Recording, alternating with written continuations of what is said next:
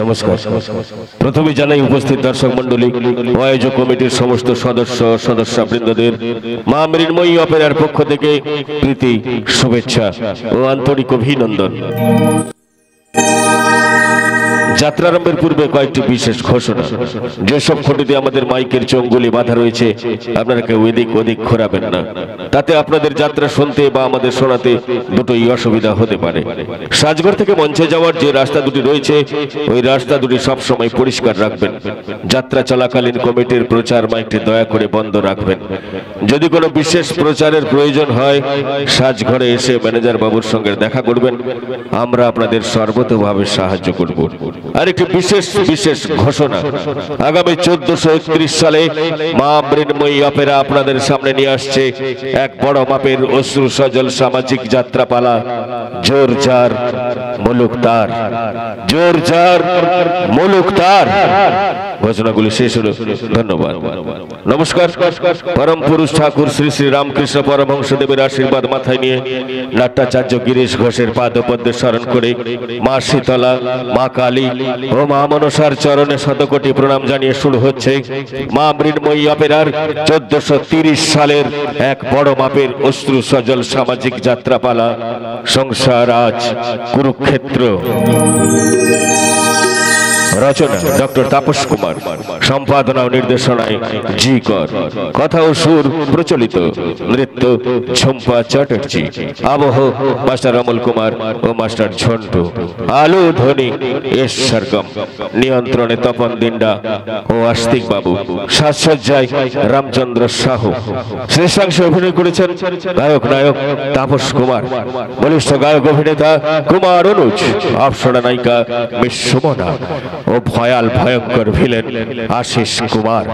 তৎসহ কুমার প্রশান্ত, স্বপন কুমার, প্রীতম বাবু, আরতি দেবী, রোহন কুমার ও romantic জুটি প্রীতম পায়েল। পরিবেশনায় মা মনসার আশীর্বাদ ধন্য মা মৃন্ময়ী অপেরা। শুরু হচ্ছে। অপরাজিতা নিবেদিত, দিলীপ ভূঁইয়া পরিচালিত, গ্রাম বাংলার গ্ল্যামার কুইন নায়িকা ঝুম্পা চ্যাটার্জি অভিনীত এক অশ্রু সজল সামাজিক যাত্রাপালা। সমাজের এই খেলা ঘরে চলছে দিবারণ ক্ষেত্র, অশ্রু ভেজা চোখের কোণে সংসার আজ কুরুক্ষেত্র। সংসার আজ কুরুক্ষেত্র। সংসার আজ কুরুক্ষেত্র।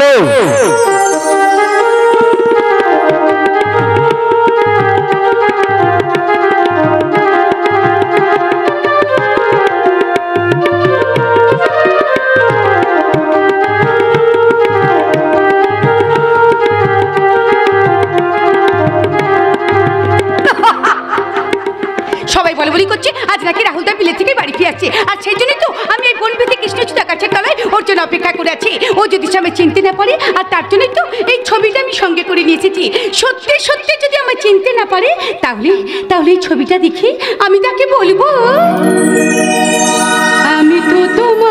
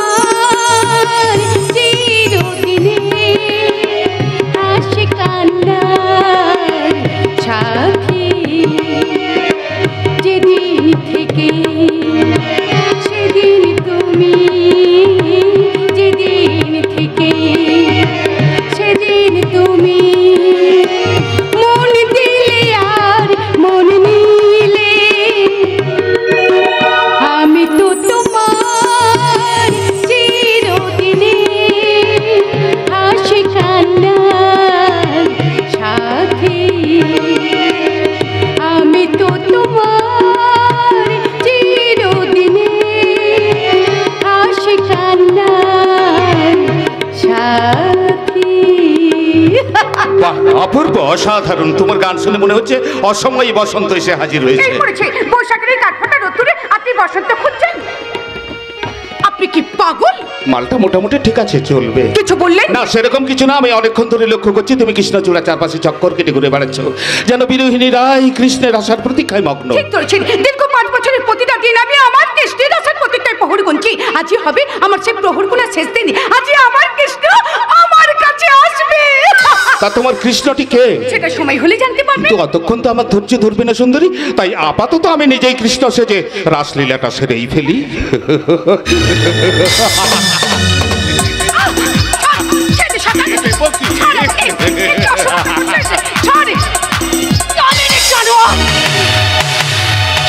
তুই গায়ের মেয়ে বলে কি আমি এতটাই সস্তা যে তোর কামনার মাঝে ধরাতে ছোট্ট হয়ে যাবো? না রে জানোয়ার, তোর কামনার দাঁতগুলো আমি ভেঙে দেব। ব্ল্যাক ডায়মন্ড কৌশিক লাহিড়ির গালে চড়।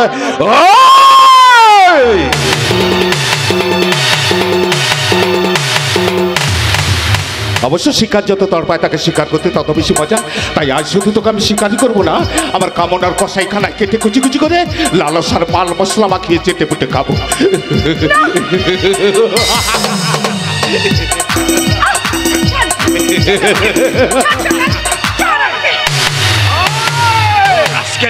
গ্রামের মাটিতে দাঁড়িয়ে গ্রামের মেয়েকে স্পর্শ করার সাহস হয় কি করে? স্যার, আপনার বোধহয় জানা নেই প্রতিহিংসার চেয়ে প্রতিবাদের হাতটা অনেক বেশি শক্তিশালী। আমিও তো প্রতিবাদ করেছিলাম। ও, আপনি প্রতিবাদ করছিলেন? আমি আপনাকে স্টেশনে ওয়েলকাম জানানোর জন্য যাচ্ছিলাম, হঠাৎ ওই মেয়েটা আমার পথ আঁকলে ধরে আমাকে অশ্লীল ইঙ্গিত করলো, মানে লাইনের মেয়েরা যেরকম করে। মিস্টার লাহিড়ী, যাওয়ার চেষ্টা করছি, ওই মেয়েটা আমাকে জড়িয়ে ধরে আমার কারবারে কেরোসিন ঢেলে আর দিল। সেই সম্মান বাঁচাতে ওই নষ্ট মেয়েটাকে আপনার কামনা বাসনার কষাইখানায় কেটে কুচি কুচি করে লালসার মাল মশলা মাখিয়ে চেটে পুটে খেতে চাইছিলেন, তাই না মিস্টার লাহিড়ী? আপনি আমাকে ভুল বলছেন। নিজের চরিত্রবান শাস্তি থেকে অন্যের চরিত্রকে ছোট করবার চেষ্টা করবেন না। পুরো ঘটনাটা আমি নিজের চোখে দেখেছি। আর আপনি যদি আমার লোক না হতেন তাহলে এক্ষুনি আপনার গায়ের চামড়াটা আমি খুলে নিতাম। I am really sorry. না, আমার কাছে সরি চাইলে হবে না। যাকে অসম্মান করার জন্য হাত উঠিয়েছিলেন তার কাছে হাত জোড় করে বোন বলে ক্ষমা চেয়ে নিন। যান। কি হলো? ওকে স্যার, আমার ভুল হয়ে গেছে বোন, আমাকে তুমি এবারের মতো ক্ষমা করে দাও। ঠিক আছে ঠিক আছে, আমি তোমায় ক্ষমাই করে দিলাম। দেখলেন তো মিস্টার লাহিড়ী, এরাই হলো গ্রাম বাংলার স্নেহধন্য নারী। এরাই পারে চোখের জলকে আড়াল করে নিজেকে সর্বহারা সাজিয়ে ক্ষমা প্রার্থীকে ক্ষমা করতে। ভাই ভাই, আপনি এখন আসুন। কিন্তু আমি তো আপনাকে গাড়ি করে বাড়ি নিয়ে যাওয়ার জন্য এসেছিলাম, আপনার বাড়ির লোকেরা বরণ করার জন্য তৈরি হয়ে আছে। আমি কোন রাজ্য জয় করে আসিনি মিস্টার লাহিড়ী যে আমাকে বরণ করে ঘরে নিয়ে যেতে হবে। আমি পায়ে হেঁটে বাড়ি যেতে পারবো, আপনি এখন আসুন। আপনার আপত্তি থাকলে আমরা কিন্তু মোস্ট ওয়েলকাম আপনাকে জানাবো, কোনো কথা শুনবো না। মোস্ট ওয়েলকাম নয় মিস্টার দত্ত, তোমার কারবারে আমি কেরোসিন ঢেলেই থাকবো, তবেই আমার নাম কৌশিক লাহিড়ী। মাত্র কয়েকটা বছর আমি গ্রামে ছিলাম না, তাতেই দেখছি গ্রামে অনেক আগাছা জন্মে গেছে। তাই আমার ফার্স্ট টার্গেট ওই আগাছাগুলোকে সমূলে উপড়ে ফেলা। এই ভর দুপুরে নির্জন কৃষ্ণচূড়ার তলায় দাঁড়িয়ে একা একা কি করছিলে? না মানে আমি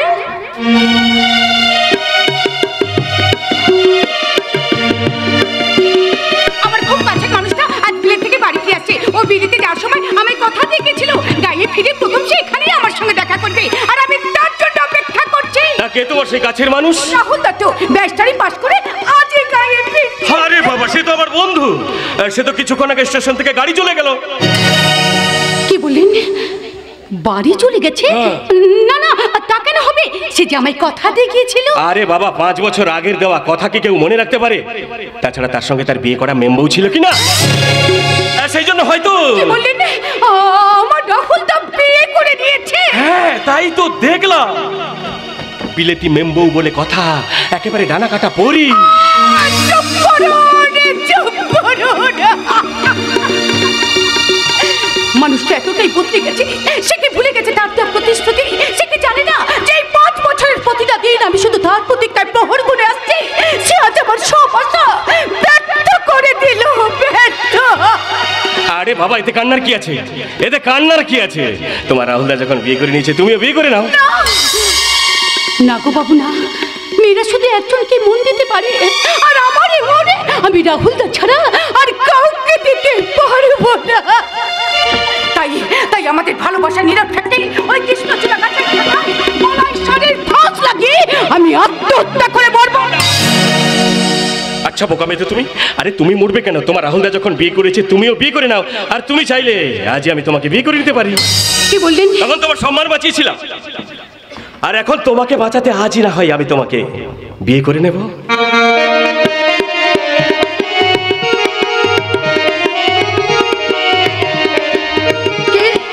কে তুমি? যাকে মনের অন্দরমহলে সাজিয়ে রেখেছো দীর্ঘ 5 বছরের প্রতিটা দিন, তাকে তুমি চিনতে পারলে না কাকন? রাহুলদা!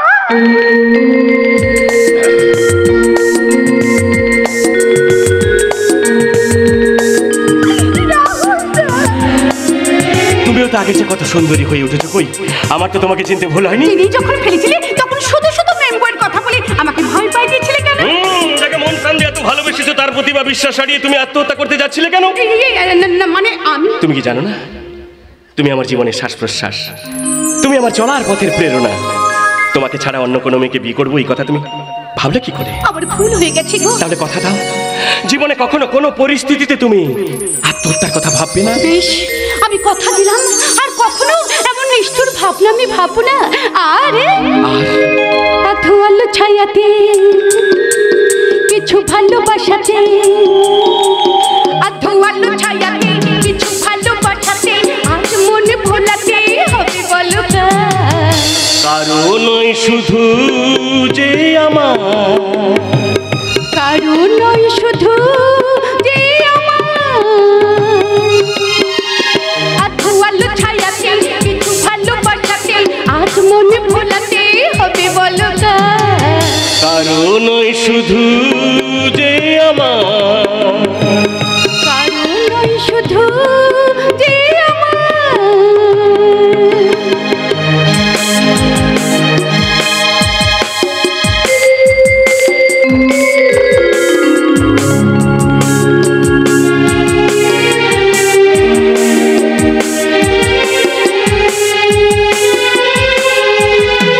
আমারই আকাশে তুমি যে ধ্রুব তারা, তুমি ছাড়া আমি হয়ে যাই যে দিশাহারা। আমারই আকাশে তুমি যে ধ্রুব তারা, তুমি ছাড়া আমি হয়ে যাই যে দিশাহারা। আজীবনে আর মরণে আমি যে তোমার। আধোয়ালো ছায়াতে কিছু ভালোবাসাতে আজ মনে ভোলাতে হবে বলো না। কারণ নয় শুধু যে আমার, কারণ নয় শুধু যে আমার, কারণ নয় শুধু যে আমার, কারণ নয় শুধু যে আমার।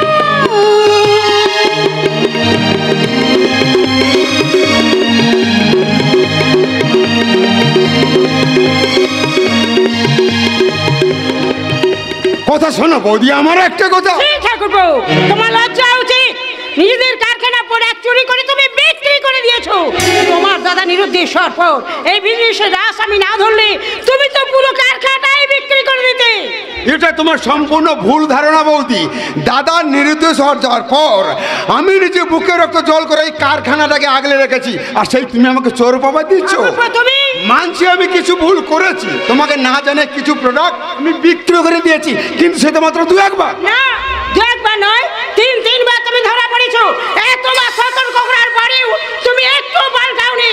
আমার কাছে খবর আছে গত বর্ষে তুমি 5 লরি মাল পাচার করেছো। কে বলেছে কথা? আমি বলেছি। ম্যানেজার তুমি? যদিও চুরির বখরা টাকাটা আমার পকেটে ঢুকেছে, তবু বিবেক বলে তো একটা কথা আছে স্যার। নিমক যা খেয়েছি তার সাথে নিমক হারামি করলে ঈশ্বর আমাকে মাফ করবেন আপনি বলুন। তাই তো ইচ্ছে করে আপনার কারবারে কেরোসিন ঢেলে দিয়েছে। আই মিন 5 লরি মাল যে আপনি পাচার করেছেন সে কথা আমি ফাঁস করে দিয়েছি। এই শোনো, পাগলের মতো কি সব যাতা বলছো? আরে ব্যাপারটা জানাজানি হয়ে গেলে তুমি আমি দুজনে ফেসে যাবো, তাই বলছি চেপে যাও। চাপতে পারবো না স্যার, আমার বিবেক আজ জাগ্রত হয়ে গেছে, তাই সব সত্যি কথা আমি বলে দেবো। সব সত্যি মানে? দুঃখের কথা কি বলবো মাসিমা, আজ থেকে 15 বছর আগে আপনার স্বামী যে নিরুদ্দেশ হয়ে যাওয়ার ঘটনা আপনি জেনে এসেছেন। আসলে আপনার স্বামী নিরুদ্দেশ হয়ে যায়নি, তাকে নৃশংসভাবে খুন করা হয়েছে। আমি বিশ্বাস করি না, তুমি মিথ্যে বলছো। মিথ্যে নয় মাসিমা, চন্দ্র সূর্যের মতো সত্যি। প্রথমে আপনার স্বামীকে কিডন্যাপ করা হয়েছে, তারপর তাকে কুপিয়ে কুপিয়ে খুন করা হয়েছে। এই, তোমার কি মাথাটা খারাপ হয়ে গেছে নাকি? তুমি কি চাও এই সমস্যাটা ফাঁস করে দিয়ে আমাকে ফাঁসির দড়িতে ঝোলন চাও? তাই বলছি বন্ধ করে এসো। বন্ধ করতে পারবো না স্যার, আমার বিবেক আজ বাস হয়ে গেছে, তাই সব সত্যি কথা আমি গলগল গলগল করে বলে দেবো। এত বড় নির্মম সত্যটা কি তোমরা এতদিন আমার কাছে চেপে রেখেছিলে? তার দেওয়া শাখা সিঁদুর পরে দীর্ঘ 15টা বছর আমি তার আসার অপেক্ষায় প্রহর গুনছি, আর তোমরা আমার সব আশা এমনি করে শেষ করে।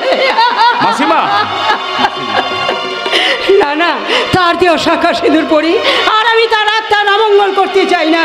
ওগো, তোমার দেওয়া শাখা সিঁদুর তুমি বেরিয়ে নাও। মাসিমা, মাসিমা আপনি শান্ত হন। মাসিমা, আপনার হার্ট দুর্বল আছে, যে কোনো মুহূর্তে আপনি হার্ট ফেল করে যেতে পারেন। হার্ট আমার যথেষ্ট শক্তই আছে। বলো ম্যানেজার, কে আমার স্বামীকে খুন করেছে? মিথ্যে বৌদি, সম্পূর্ণ মিথ্যে। আসলে দাদার খুনের কোনো ঘটনাই ঘটেনি। জানি না কারণ ম্যানেজার মিথ্যে কথা বলে তোমাকে বিভ্রান্ত। আমি চুপ করো। আমি ম্যানেজারের মুখ থেকে শুনতে চাই। বলো বলো ম্যানেজার, কে আমার স্বামীকে খুন করেছে? আর তোমার কাছে সেই খুনের কি প্রমাণ আছে? একটা ভিডিও ক্লিপ আছে, ভিডিও ক্লিপ? কিন্তু সেটা দেখলে কি আপনি সহ্য করতে পারবেন? কি নৃশংসভাবে তাকে খুন করা হয়েছে। মাসিমা, বুক ধড়পড় করছে না তো? প্রথমে ধারালো অস্ত্র দিয়ে তার চোখ দুটোকে উপড়ে নেওয়া হয়েছে। মাসিমা, আপনি ঠিক আছেন তো? মানে স্ট্রোক মুখ হয়ে যাবে না তো? তারপর একটা ধারালো ছুরি দিয়ে তার জিভটাকে কেটে নেওয়া হয়েছে।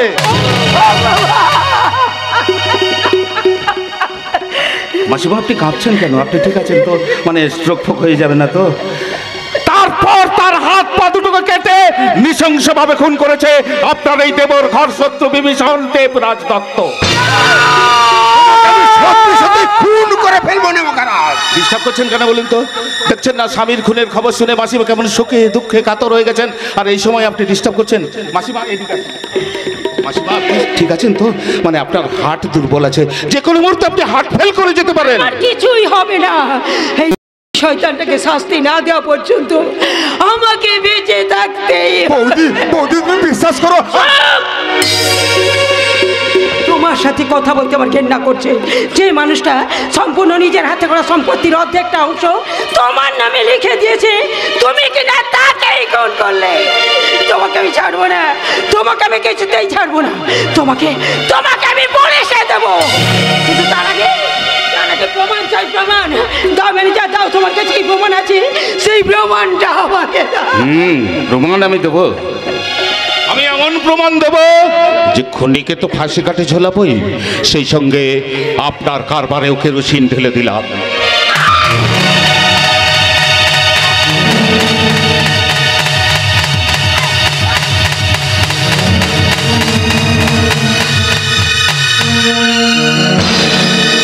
আরে এটা তুমি কি করলে? একটা জল খেতে মানুষকে খুন করে ফেললে। খুনটা না করলে দুজনের কোমরে দড়ি পড়ে যেত। তা খুনই যদি করবে তাহলে দাদার খুনের ঘটনাটা প্রকাশ করলে কেন? ভেবেছিলাম স্বামীর খুনের খবর শুনে বুড়ি হার্ট ফেল করে মরে যাবে। ও বাবা, বুড়ির হার্ট ভীষণ শক্ত, মরবে কি, মারার জন্য তেড়ে ফেলে উঠলো। তাই কারবারে কেরোসিন ঢেলে দিলাম, হাত চালাতে বাধ্য হলাম। যাকে বুড়িটা মরেছে কিনা দেখে। দেখো দেখো দেখো দেখো।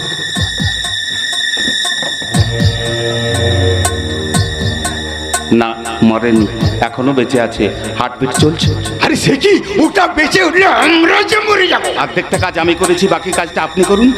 গলার টিপে মৃত্যুটাকে নিশ্চিত করুন। যান যান, এগিয়ে যান। আমি? হ্যাঁ, হ্যাঁ, ঠিক বলেছো, ঠিক বলেছো। ওই যে কথাই বলে না, শত্রুকে কোনোদিন অবহেলা করতে নেই। তাই ওটাকে আমি ভাই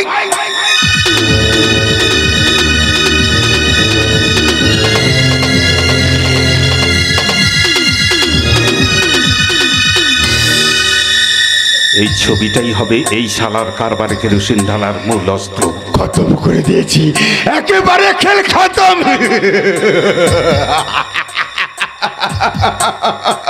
এবার সব সম্পত্তির মালিক আমি। এই ম্যানেজার, এই লাশটা কাউন কি করবো? কিচ্ছু করতে হবে না, পুলিশে খবর দিন, পুলিশ এসে লাশটা তুলে নিয়ে চলে যাবে। হ্যাঁ হ্যাঁ, ঠিক বলেছো।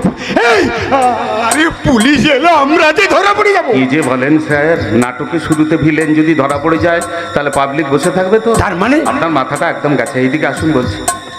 ফোনটা বের করুন, থানায় বড়বাবুকে ফোনটা করুন। হ্যাঁ ঠিক বলেছো, ঠিক বলেছো। আমি এখন করছি ফোন। Hello police station. হ্যাঁ, আমি দত্ত ভিলা থেকে বলছি।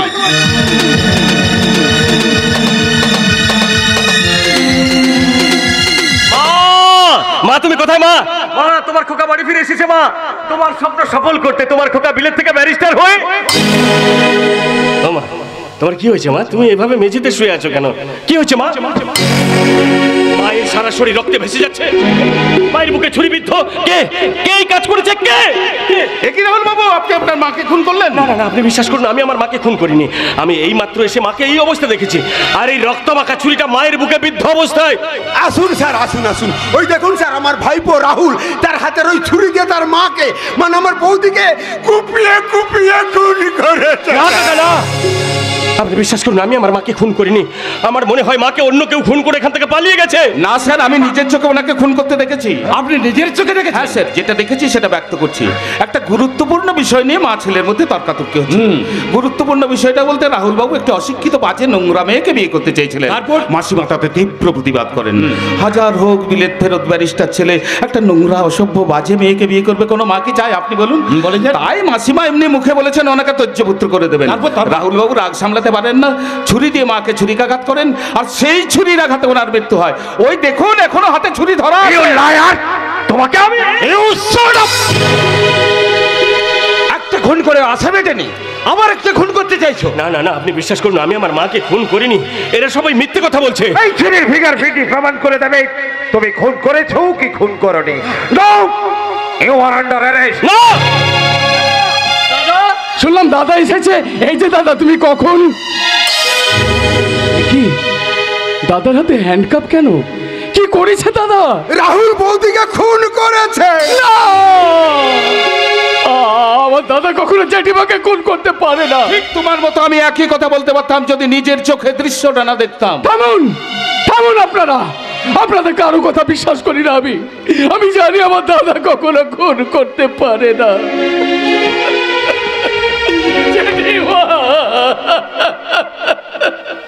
জেঠিমা, জেঠিমা একটিবার কথা বলো জেঠিমা, একটিবার চোখ মেলে তাকাও। কি করে তাকাবে রে খোকা? তার ব্যারিস্টার ছেলে যে চিরদিনের মতো তার চোখ দুটো বন্ধ করে দিয়েছে। একজন ব্যারিস্টারের বিবেকের বিচার যদি এইরকম হয়, উনি যে জনগণের কি বিচার করতেন সেটা ভেবেই আমি আটকে উঠছি। Shut up! Just shut up! আপনাদের কারো কথা বিশ্বাস করি না আমি। আমি জানি আমার দাদা কখনো খুন করতে পারে না। কোন চক্রান্তের জালে আমার দাদাকে ফাঁসানো হয়েছে। তবে আপনারাও জেনে রাখুন, সেই চক্রান্তকারী চক্রান্তের জাল আমি একদিন ছিঁড়ে ফেলবই। দাদা, দাদা এদের বিরুদ্ধে প্রতিবাদ করে তুমি শুধু একটিবার বলো যে তুমি খুন করোনি দাদা, তুমি খুন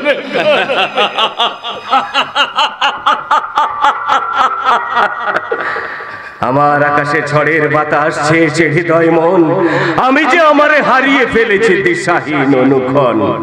পথ ভোলা এক পথিক হয়েছি, সামনেটা বড় কালো, অচেনা যেন লাগছে নিজেকে, কোথা আছে তব আলো।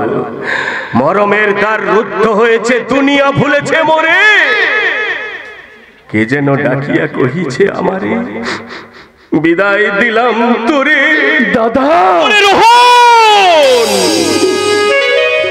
এখন চক্রান্তের রাহু আমার জীবন সূর্যটাকে গ্রাস করেছে রে ভাই। তাই তো আজ আমার সব সত্যি মিথ্যার অন্ধকারে ঢাকা পড়ে যাচ্ছে। আমি কেমন করে নিজেকে নির্দোষ প্রমাণ করব তুই বলতে পারিস ভাই? দাদা তুমি, তাই তো আজ আমি আমার গর্ভধারিণী মায়ের খুনের পরোয়ানা মাথায় নিয়ে জেল খাটতেই চললাম। রাহুল বাবু, এবার আসুন। দাঁড়ান স্যার, আমাকে আর একটু সময় দিন, আমার মাকে শেষ প্রণামটুকু করে যেতে দিন।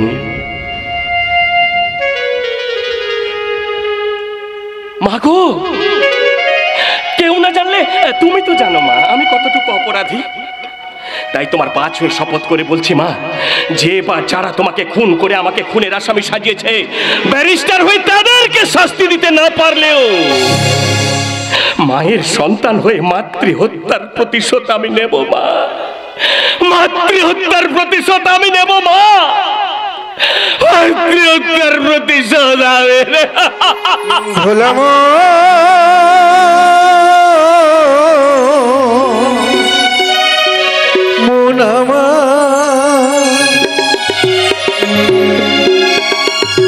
কাঁদতে গিয়ে হাসি কেনে, হাসতে গিয়ে কাঁদি,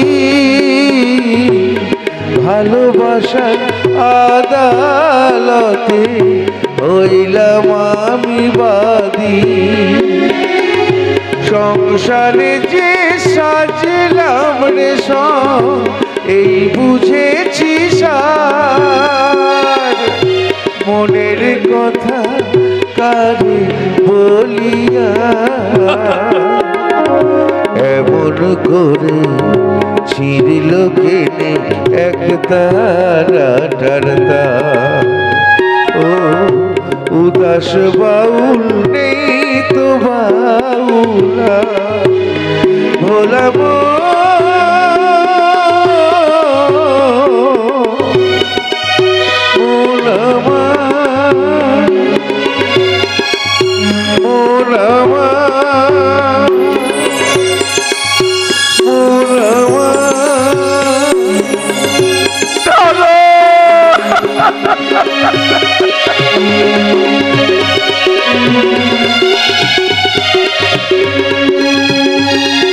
বিষাদেশ্বর মনকে কেন এত কাদায় বুঝিলে?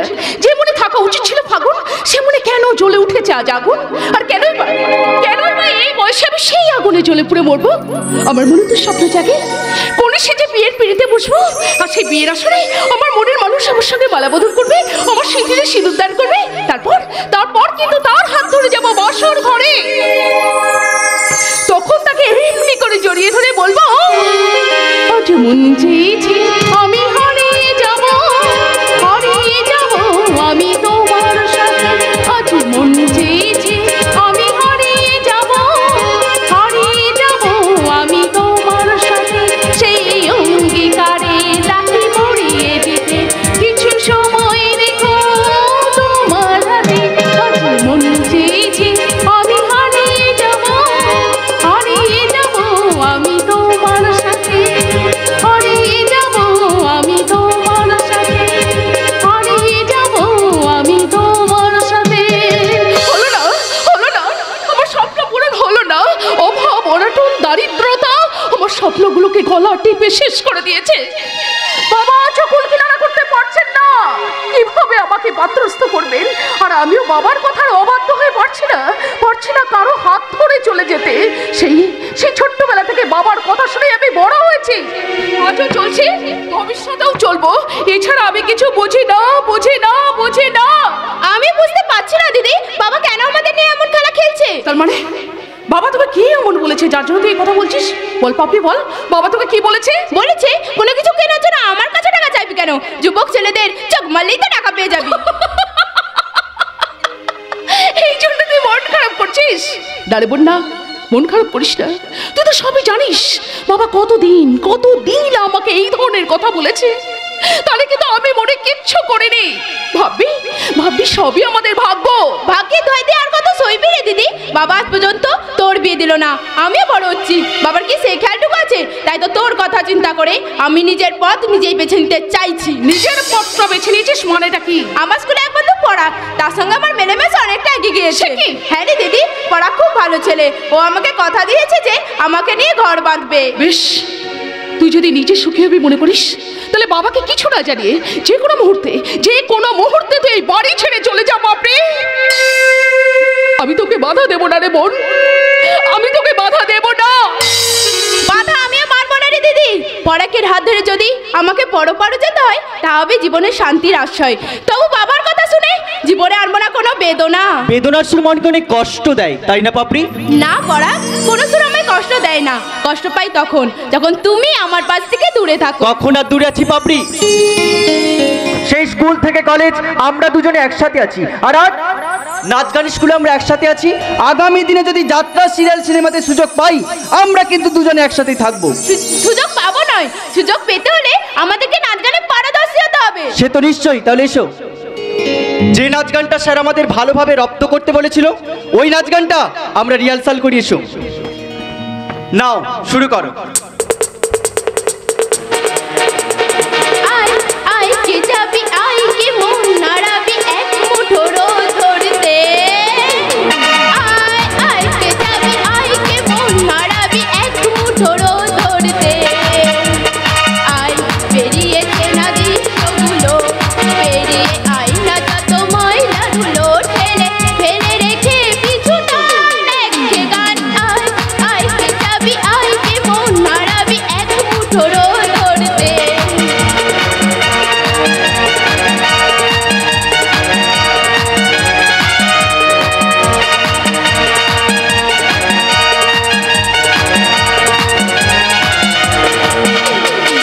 খানি পাহাড়ে রোজ সাগরে শান করে মুরুগ বুকে নদী তৃষ্ণা মেটাতে চাঁদ বিকই হাটে তারারা ছুটছে মাঠে আকাশে ঝুঁকে চুমু খাচ্ছে মাটিকে পেরিয়ে আয় ভুলে সময় দেখ না জীবনে মানে আমার গানে আয় আয় কে যাবি আয় কে মন হারাবি এক মুঠো রোদ করতে আয় আয় কে যাবি আয় কে মন হারাবি এক মুঠো রোদ করতে আয় আয় কে যাবি আয় কে মন হারাবি এক মুঠো রোদ করতে। কি হলো থমকে দাঁড়ালে কেন? ওই শোনো, সানাই বাজছে। আজ কাকনদের বিয়ে। তাহলে চলো কাকন দিকে কেমন সাজিয়েছে আমরা দেখে গে যাই। হ্যাঁ চলো।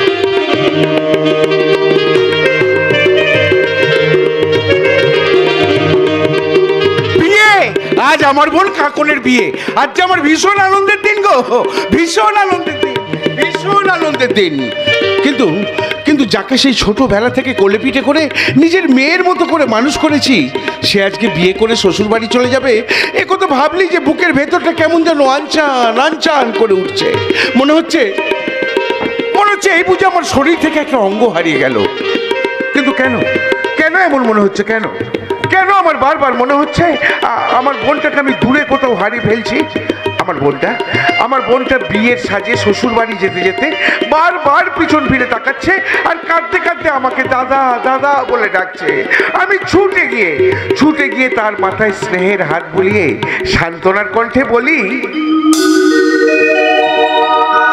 দূরে গেলে রয়ে যাব কাছে কাছে তো আসবো ফিরে নতুন হয়ে রাত্রি হলে যাবার বেলায় কিছুই না পাই প্রাণ ভরে শুধু স্বপ্ন দিয়ে সাজাই তোকে কান্না দিয়ে হাজার তারা আলোয় ভরা চোখের তারা স্বপ্ন দিয়ে সাজাই তোকে কান্না দিয়ে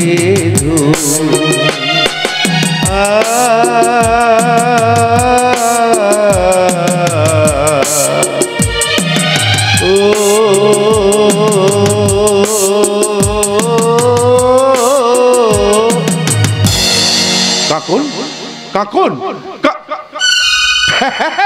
আমি কি ভাবছি, কাকন তো এখন বিয়ের সাজে বরের অপেক্ষায়। যাক, মনের মাঝখানে আমার একটাই সান্ত্বনা, বোনটার কিন্তু আমার খুব ভালো ঘরে বিয়ে হচ্ছে। সুখী হবে তো গো? কেন কেন সুখী হবে না বড় বউ? কাকন তো নিজে থেকেই বিয়েতে সাই দিয়েছে। সাই দিয়েছে, কিন্তু ভেতরটা যে তার ভেঙে গুড়িয়ে যাচ্ছে গো। এখনো যে সে রাহুলকে ভালোবাসে। চুপ করো। আজকের এই শুভ দিনে ওই অলক্ষণের নামটা তুমি আর উচ্চারণ করো না। সামান্য কারণে যে তার নিজের মাকে খুন করতে পারে। তুমি বিশ্বাস করো রাহুল তার মাকে খুন করেছে? বিশ্বাস? আমার বিশ্বাসে কি আসে যায় বড় বউ? আদালতের বিচারে যে খুনি সাব্যস্ত জেল খাটছে, সে খুন করুক বা নাই করুক, খুনই তার একমাত্র পরিচয়।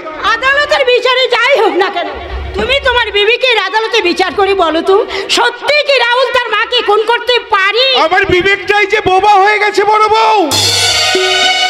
তাই আমি কেমন করে কার বিচার করব? কার? তাই বলে একটা নির্দোষ ছেলে সারা জীবন জেল খাটবে, এই প্রতিকারের কি কোনো পথ নেই? না, নেই নেই নেই। এই যুগে সততা মানবতার কোনো মূল্য নেই। এই যুগে যার যত বেশি টাকা, আইন তার হয়েই কথা বলবে। তাই বলছি, এসব আলোচনা এখন বন্ধ করো। একটাবার যদি কাকনের মনে গাঁথা হয়ে যায় যে রাহুল সম্পূর্ণ নির্দোষ, তাকে চক্রান্ত করে ফাঁসানো হয়েছে, তাহলে কাকন হয়তো এই বিয়েতে বেঁকে বসবে। বেঁকে বসবে কি গো? বেঁকে বসেছে। সেই সন্ধ্যা থেকে শুধু কাঁদছে আর বলছে এই বিয়ে তোমরা বন্ধ করো। না বড় বউ, না, এমনটি হতে দেওয়া যাবে না গো, এমনটি হতে দেওয়া যাবে না। তাহলে যে আমাদের মহা সর্বনাশ হয়ে যাবে। তাই তো কাকনের সামনে রাহুলের নামে এমন কথা বলতে হবে যা শুনে কাকন রাহুলকে ঘৃণা করে। ঘৃণা কি বলে বটা? যে মানুষটাকে এতদিন আমি মনে প্রাণে ভালোবেসে এসেছি, আজ তাকে আমি ঘৃণা শোন, একটা খুনিকে ভালোবেসে কখনো নিজের ভালোবাসার মর্যাদাটাকে নষ্ট করিস না। তাই বলছি, নতুন জীবনে পা বাড়াবার আগে পুরনো জীবনের কথা তুই ভুলে যা, ভুলে যা। কেমন করে ভুলবো গো বড়দা? পুরনো দিনের স্মৃতিগুলো আমাকে বারবার হাতছানি দিয়ে রাখছে। আমার কানের কাছে সে ফিস ফিস করে বলছে, তুই ভুল করছিস কাপানে, তুই মহা ভুল করছিস। এই ভুলের মাঝেই তোকে ভুল বোঝাতে হবে। অতীতকে ভুলে বর্তমানের মাঝেই তোকে সুখ খুঁজে নিতে হবে। আমার সব সুখটা তার কাছে জমা হয়ে আছে গো বৌদি। তাই আমি তোমাদের কাছে হাত জোড় করে অনুরোধ করে বলছি, এই বিয়ে তোমরা বন্ধ করে দাও। কি তুই পাগলের মতো যা বলছিস? আর কিছুক্ষণের মধ্যে বর এসে পড়বে। এখন এসব কথা ভাবাও যে অন্যায়। তাছাড়া নির্দিষ্ট লগ্নে বিয়ে না হলে তুই যে লগ্নভ্রষ্ট হয়ে যাবি। আমি লগ্নভ্রষ্ট হই রাহুল দার আসার পথে থাকবো। সে যেদিনে জেল থেকে ফিরবে সেদিনে তাকে আমি। চুপ কর। একটা জেল ফেরত আসামিকে আত্মীয় করে কখনোই আমি আমার পরিবারের বদনাম করতে পারবো না। তোমার পরিবারের বদনাম যাতে না হয় তার জন্য আমি রাহুল দার হাত ধরে অনেক দূরে চলে যাবো বড়দা।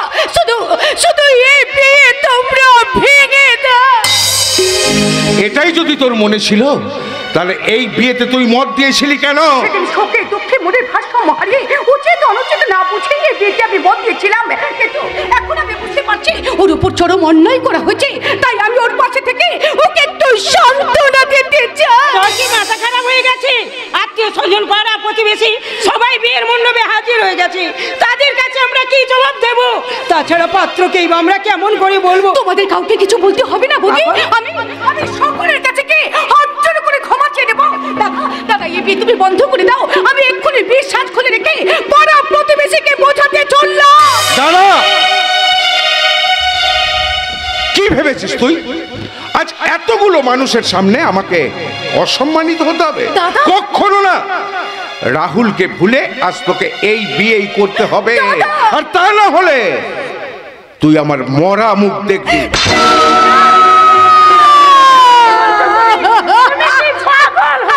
পাগল হলেই বোধহয় ভালো হতো বড় বউ।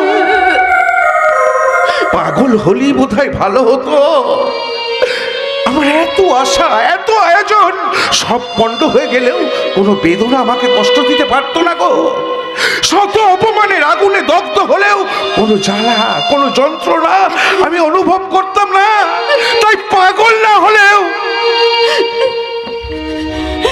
আজ আমি আমার এই দুরহ জীবনটাকে শেষ করে দিতেই চললাম।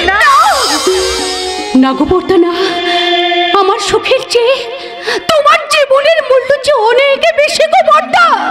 তাই আমি তোমাদের সবার ইচ্ছে পূরণ করতে এই বিয়ে আমি করব। বর এসে গেছে দাদা, বৌদি বর এসে গেছে।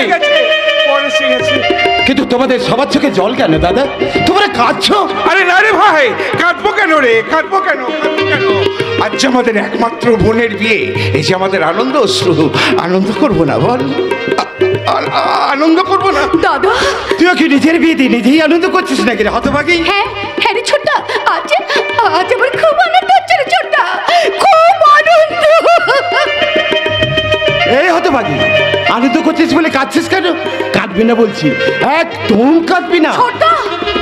স্বামীর ঘর হলো সুখের স্বর্গ, আর সেই স্বর্গে তুই আজ পা বাড়াতে চলেছিস। এসবে কি চোখের জল ফেলতে আছে রে বোন? তার চেয়ে আনন্দ কর, একেবারে প্রাণ খুলে আনন্দ কর, প্রাণ।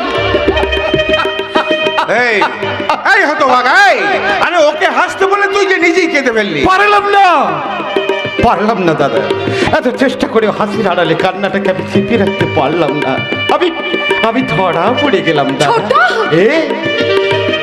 এই কাকুন, স্বামীর ঘরে গিয়ে আমাদের ভুলে যাবি না তো? আমি জানি রে বোন, তোর ইচ্ছার বিরুদ্ধে আমরা তোর বিয়ে দিচ্ছি। তাই তোকে আমি অনুরোধ করছি বোন, ওই রাহুলকে ভুলেই তুই তোর নতুন সাথী কিনে সুখী হবার চেষ্টা কর বোন, সুখী হবার চেষ্টা। আপনার বোনের সুখের জন্য কিছু ভাবতে হবে না দাদা। আমি আমার জীবনের সমস্ত সুখ বিসর্জন দিয়ে আপনাদের বোনকে আমি সুখী করবই। গৌতম, ছি ছি ছি ছি, একই কাণ্ড। কোথায় আমরা বরকে বরণ করে ঘরে নিয়ে আসবো, তা নয়, বর নিজেই। এত ব্যতিব্যস্ত হওয়ার কোনো প্রয়োজন নেই বৌদি, আমি তো আপনাদেরই একজন। যদি সামান্য কিছু ভুল ত্রুটি হয়েই থাকে তার নিজেদের মনে করে সামলে নিতে হবে। বাবা, তোমার কথাগুলো শুনে বড় ভালো লাগলো ভাই।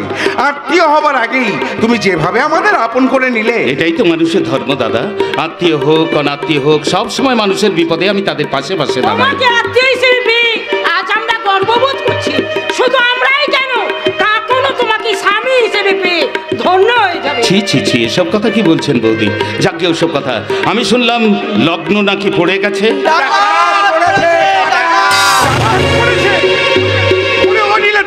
ওরা যদি খুন খারাপি করে বসে। চিন্তা করো না দাদা, একদম চিন্তা করো না, আমি এসে পুলিশকে ফোন করব। কেউ কোথাও যাবে না। আমি এখানে ডাকাতি করতে আসিনি, আমি এসেছি আমার অধিকার আদায় করতে। আমি জেলের মধ্যে জানতে পারলাম আজ তোমার বিয়ে হচ্ছে। হয়তো তোমাকে ভুল বুঝিয়ে এই বিয়েতে বাধ্য করা হয়েছে, তাই জেল ভেঙে কারারক্ষীদের মেরে তাদের বন্দুকটা ছাড়িয়ে নিয়ে আমি পালিয়ে এসেছি। মাত্র কয়েকদিনের জেল যন্ত্রণায় আমি একদম হাঁপিয়ে উঠেছি কাকন। আমি জানি কেউ আমাকে চক্রান্ত করে খুনি সাজিয়েছে, আর সেই চক্রান্তকারীকে খুঁজে বের করে আমি নিজেকে নির্দোষ প্রমাণ করব। আর তার জন্য তোমাকে আমার পাশে প্রয়োজন। তাই বলছি এই বিয়েটা ভেঙে দিয়ে তুমি আমার সঙ্গে এসো, আমার সঙ্গে এসো। না তা কি করে সম্ভব? বিয়ের কাজ প্রায় শুরু হয়ে গেছে। এ সময় ও চলে গেলে আমাদের সকলের যে বদনাম হয়ে যাবে। ওই বদনাম আমি আমার নিজের মাথায় তুলে নেব। ও শুধু দাঁড়িয়ে বলুক যে ওই লোকটাকে বিয়ে করবে, তাহলে আমি নিজে ছাত্রাতলায় দাঁড়িয়ে ওদের বিয়ে দিয়ে দেবো। আমি তোমাকে হারাতে পারবো না কাকন। তুমি শুধু সবার সামনে বলে দাও যে তুমি আমাকে। আমি তোমাকে নয়, আমি গৌতম বাবুকে বিয়ে করতে চাই। কাকন যাও এখান থেকে, তুমি চলে যাও। না কাকন না, এটা তোমার মনের কথা নয়। আমার বিশ্বাস তোমার বাড়ির লোক জোর করে এই কথা।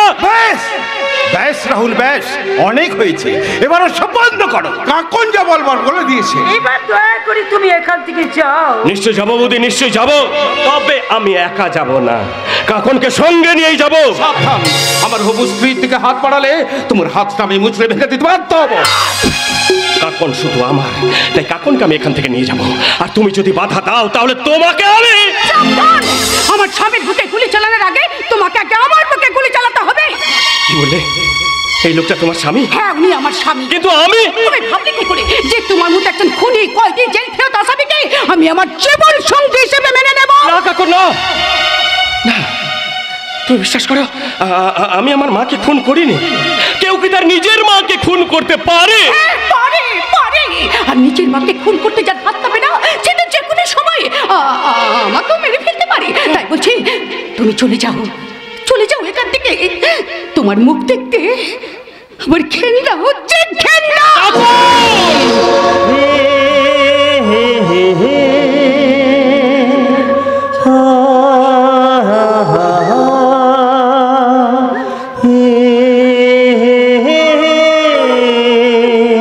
কি বললে?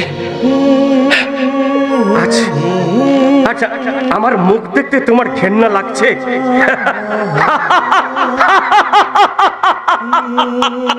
আচ্ছা, আমার মুখ দেখতে তোমার ঘেন্না লাগছে। তোমার দেওয়া ঘৃণার তিরস্কার আমার বুকে ছুঁড়ে মেরে আমার ক্লান্ত অবসন্ন মনটাকে ক্ষতবিক্ষত করে দাও। যাও এখান থেকে, তুমি চলে যাও।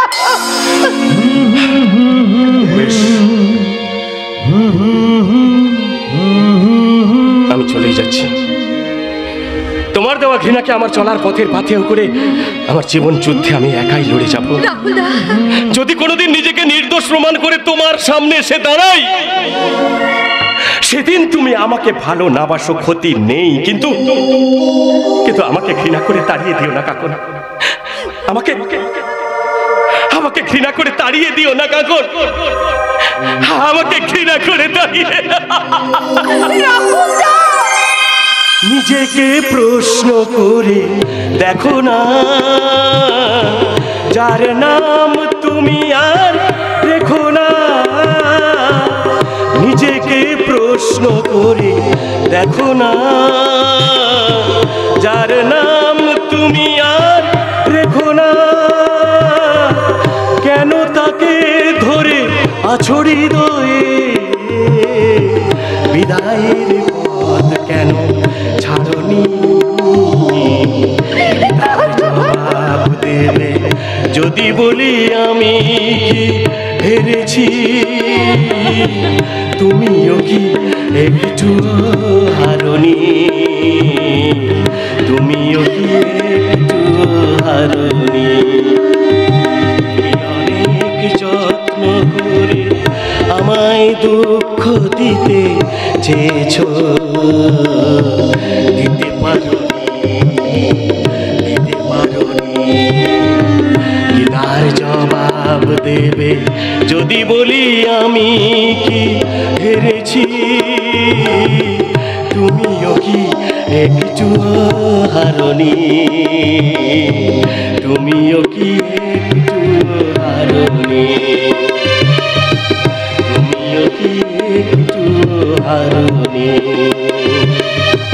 তুমিও কি একটু হারনি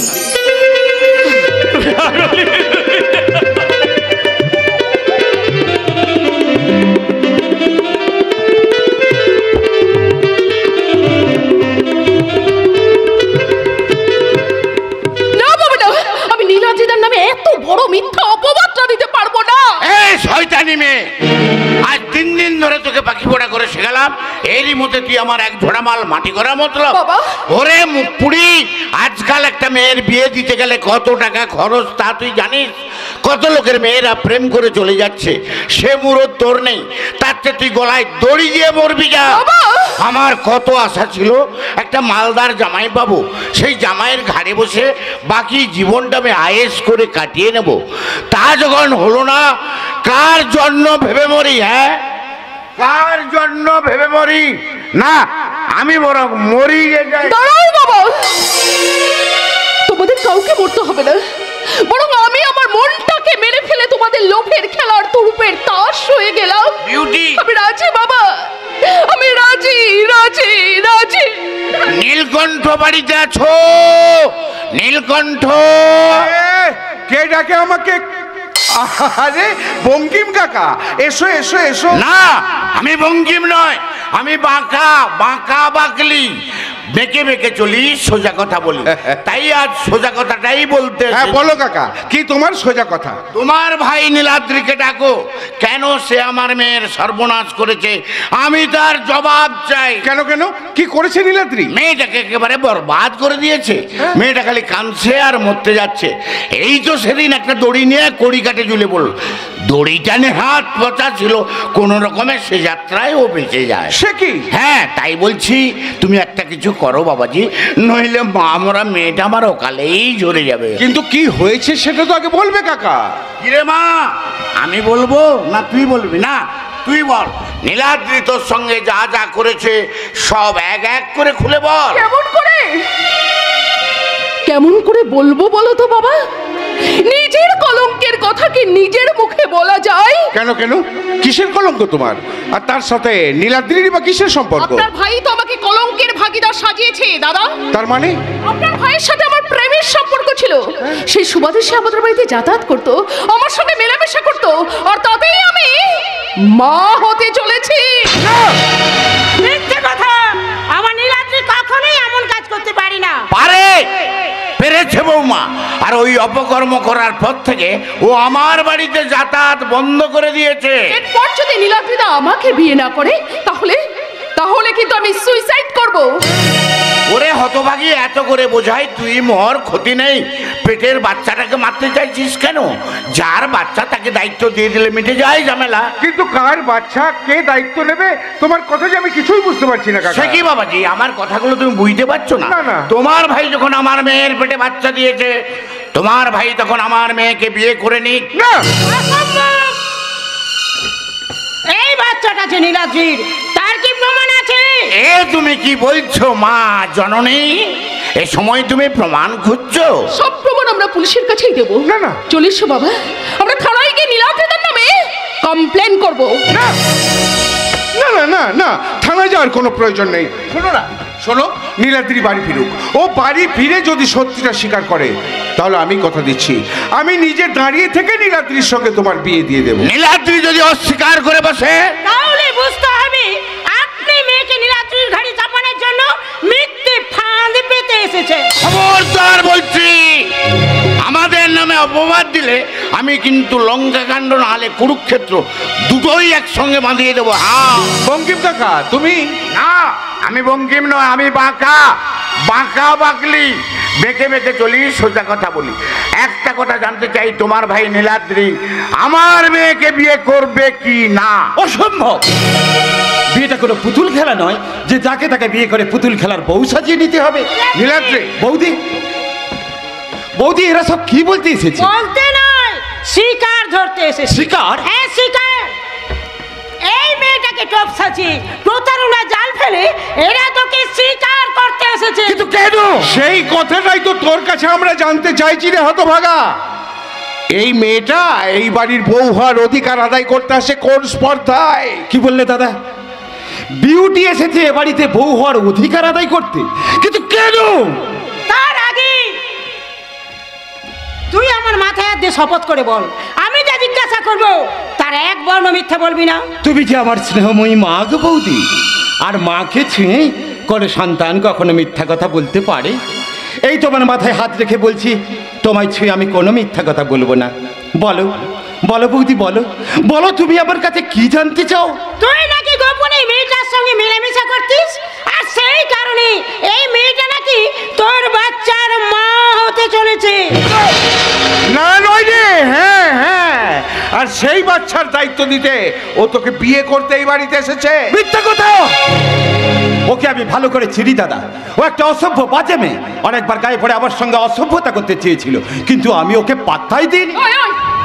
আমি তোমার গায়ে পড়তাম না, তুমি আমার গায়ে পড়তে। তখন তো আমি তোমাকে কতবার নিষেধ করেছিলাম, বিয়ের আগে এরকম মেলামেশা করা ঠিক নয়, খারাপ কিছু হয়ে গেলে আমারই বদনাম হবে। তখন তো তুমি আমাকে কত ভালো ভালো কথা বলেছিলে, মনে নেই? বলনি তুমি আমাকে বিয়ে করে নেবে? তাহলে আজ এত ভয় কিসে? তারপর যেদিন শুনলে তোমার সঙ্গে মেলামেশা করার ফলে আমি অন্তঃসত্ত্বা। শয়তানি! আর একটা বাজে কথা বললে তোমাকে আমি খুন করে খবরদার বলছি, আমাদের নামে অপবাদ দিলে আমি তোর ঘর গুষ্টিতে পুরো জেলে ঢোকাবো। তবেই আমার নাম বাঁকা বাকলি। চলে আয় মা, চলে আয়, আমরা থানাতেই যাব। না কাকা, থানায় যেও না কাকা, থানায় যেও না। সবে মাত্র নীলাদ্রি চাকরিতে জয়েন করেছে, এ সময় যদি ওর জেল হয়ে যায় তাহলে ওর চাকরিটা যে চলে যাবে কাকা। আর তাছাড়া সমস্যাটা যখন আমাদের নিজেদের মধ্যে হয়েছে, এর সমাধানটাও আমরা নিজেরাই করে নেব। কেমন করে করবে গো? একটা মিথ্যে উৎপাত খাড়া করে এরা নীলাদ্রিকে বলির পাঠা করতে চাইছে।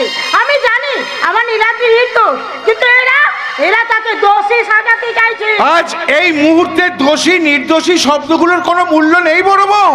দাদা, এদেশের আইন মেয়েদের মুখের কথাকেই মান্যতা দেয়।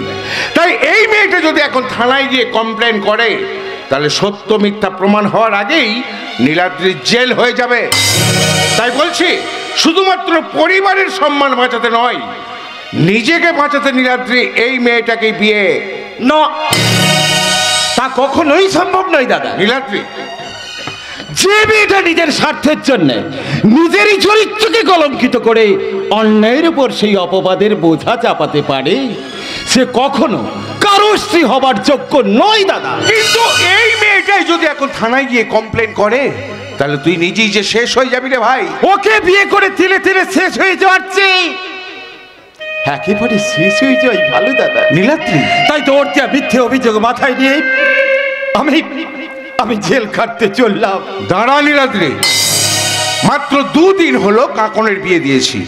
ওর বিয়ে ঋণ শোধ করতে এখনো পুরো ঋণটাই কিন্তু পড়ে আছে দাদা। তাই তুই এই সময় চলে গেলে ঋণটা আমি শোধ করব কেমন করে দাদা? তাই জেলে যাবার আগে তুই বরং তোর দাদার মরা মুখটা দেখে যা। না দাদা, না, এমন নিষ্ঠুর কথা তুমি বলো না দাদা, এমন নিষ্ঠুর কথা তুমি বলো না। তোমার জন্য আমি সব উপবাদ সইব দাদা, সব সব। বেশ, তবে তাই হোক, তোমরা বিয়ের আয়োজন করো, আমি বিয়ে করব। বাবা, নীলাদ্রিরা কিন্তু আমাকে বিয়ে করতে রাজি হয়েছে। আমাদের বিয়েটা কিন্তু খুব ধুমধাম করে দিতে হবে। দেব রে মা, দেব। আমি হলাম বাঁকা বাকলি, বেঁকে বেঁকে চলি, সোজা কথা বলি। তোর বিয়েটা আমি ধুমধাম করেই দেব। না, কোন কোনো ধুমধাম নয়, বিয়েটা হবে মন্দিরে, চুপি চুপি। চুপি চুপি? হ্যাঁ, চুপি চুপি। আমি বেশ বুঝতে পারছি আমার সংসার আকাশে বেশ কিছু কালো মেঘের আনাগোনা শুরু হয়েছে। ওই কালো মেঘ অশান্তির আগুন হয়ে আমার সংসারটাকে পুড়িয়ে ছারখার করে দেবার চক্রান্ত করছে। ওদের সব চক্রান্ত আমি ভেঙে গুড়িয়ে দেবো নীলাদ্রি। তুই শুধু আমার হাতটাকে শক্ত করে ধরে রাখিস। এ হাত আমি কোনোদিন ছাড়বো না দাদা, কোনোদিন না।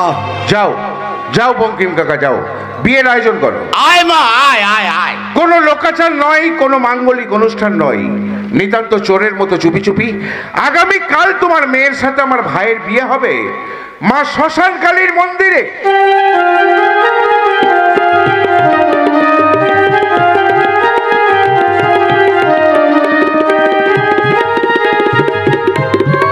শোনো রূপসা, তোমাকে আমার প্রেমিকা হিসেবে ভাড়া এনে কয়েক মাসের জন্য কিছু জরুরি কাজ করতে চাই। রাজি থাকলে বলো মাসে কত টাকা নেবে? 5 লাখ টাকা। ঠিক আছে, প্রতি মাসের ফার্স্ট উইকে 5 লক্ষ টাকা আমি তোমাকে দিয়ে দেবো। তবে আমি যেমনটি বলবো ঠিক সেই রকম কাজটি করতে হবে। কি কাজ করতে হবে স্যার? উপরে বন্ধু সেজে ভেতরে শত্রুর মতো ছুরি চালাতে হবে। বলেন কি স্যার? উপরে বন্ধু সেজে ভেতরে শত্রুর মতো ছুরি চালাতে হবে?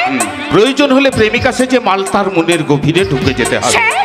মস্তি করার নাম করে বেপরোয়া মদ খাইয়ে মালটাকে বেহেট মাতাল করে দিতে হবে। মাতাল হয়ে যাওয়ার পর যখন ফিজিক্যালি অ্যান্ড মেন্টালি প্যারালাইজ হয়ে যাবে, ঠিক তখনই কারবারে কেসে মানে ফিনিশ করে দিতে হবে। না স্যার, আমি তো পারবো না, আমার ভীষণ ভয় করছে। ভয় করলে জীবনে উন্নতি লাভ করা যায় না রূপসা। মালটা যখনই ফিনিশ হয়ে যাবে, এই খবরটা যখন ওর বুড়ো বাপটার কাছে যাবে, ওর বুড়ো বাপটা হার্ট ফেল করে মরে যাবে। আর তখন দত্ত ইন্ডাস্ট্রির হোল প্রপার্টিটা আমার হয়ে যাবে। কিন্তু আমি কি পাবো স্যার? তুমি চাইলে টোটাল সম্পত্তি তোমার হয়ে যাবে। বলেন কি স্যার? এত টাকা সম্পত্তি আমি একাই পেয়ে যাবো? অফকোর্স। আরে তোমার সম্পত্তি মানেই তো আমার সম্পত্তি, আমার সম্পত্তি মানেই তো তোমার সম্পত্তি, তাই না ডার্লিং? প্রথম আমি যেদিন তোমাকে দেখেছিলাম সেদিনই মনে মনে ভালোবেসেছিলাম। আর সেদিনই আমি মনে মনে প্রতিজ্ঞা করেছিলাম, বিয়ে যদি করতে হয় বিশ্বে কোনো মেয়েকে বিয়ে করবো না, তোমাকেই বিয়ে করবো। তাই যদি হবে তাহলে আমাকে এই নোংরা খেলাতে দিন, আমাকে চাইছেন কেন? বাবা, খেলাটা তোমার আমার দুজনের মধ্যে। এই খেলাতে যদি হেরে যাই তাহলে দুজনের ক্ষতি, আর যদি একবার জিতে যাই তাহলে দুজনে একেবারে লালে লাল। তোমার চ্যাম্পিয়নশিপের খেলা শুরু করো, তোমার চ্যাম্পিয়নশিপের খেলা চলছে, ভয়ঙ্কর খেলা। ঈশ্বর আমাদের পরিবারটাকে নিয়ে এক সর্বনাশা খেলায় মেতে উঠেছে। কিচ্ছু ভাবতে হবে না স্যার, ঈশ্বরকে হারিয়ে দেওয়ার জন্য যোগ্য প্রতিদ্বন্দ্বী খেলোয়াড় আমি পেয়ে গেছি। প্রতিদ্বন্দ্বী খেলোয়াড়?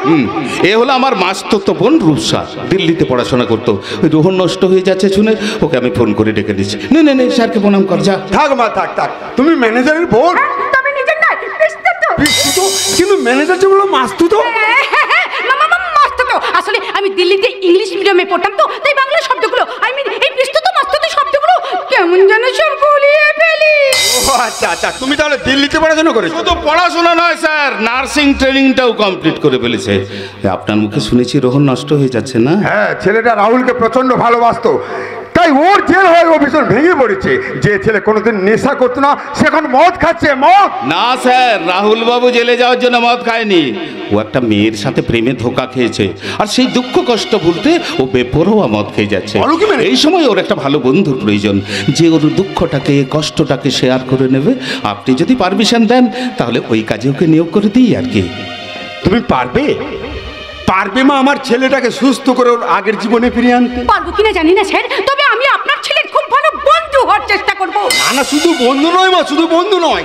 তুমি যদি আমার ছেলেটাকে সুস্থ করে ওর আগের জীবনে ফিরিয়ে আনতে পারো তাহলে তোমার হাতে ওর সারা জীবনের দায়িত্ব আমি অর্পণ করবো মা।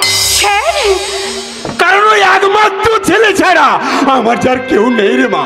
তাই ওর যদি কিছু একটা হয়ে যায় আমি নিজেকে কোনোদিন ক্ষমা করতে পারবো না। তাই তোমার কাছে আমার একটাই অনুরোধ, আমার ছেলেটাকে সুস্থ করে ওর আগের জীবনে ফিরিয়ে নিয়ে এসো মা। ওর আগের জীবনে ফিরিয়ে নিয়ে এসো।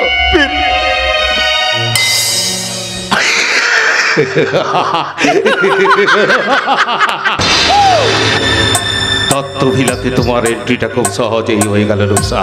এবার রোহনের মনের এন্ট্রিটা নিতে পারলেই আমাদের প্ল্যান 50% সাকসেস। কোথায় আপনাদের সেই রোহন? ভাববো না, তার কোনো কথাই আমি ভাববো না। সেই চোখ সেই মুখ আমাকে বারবার হাতছানি দিয়ে ডাকলেও আমি তার থেকে মুখ ফিরিয়ে নেব।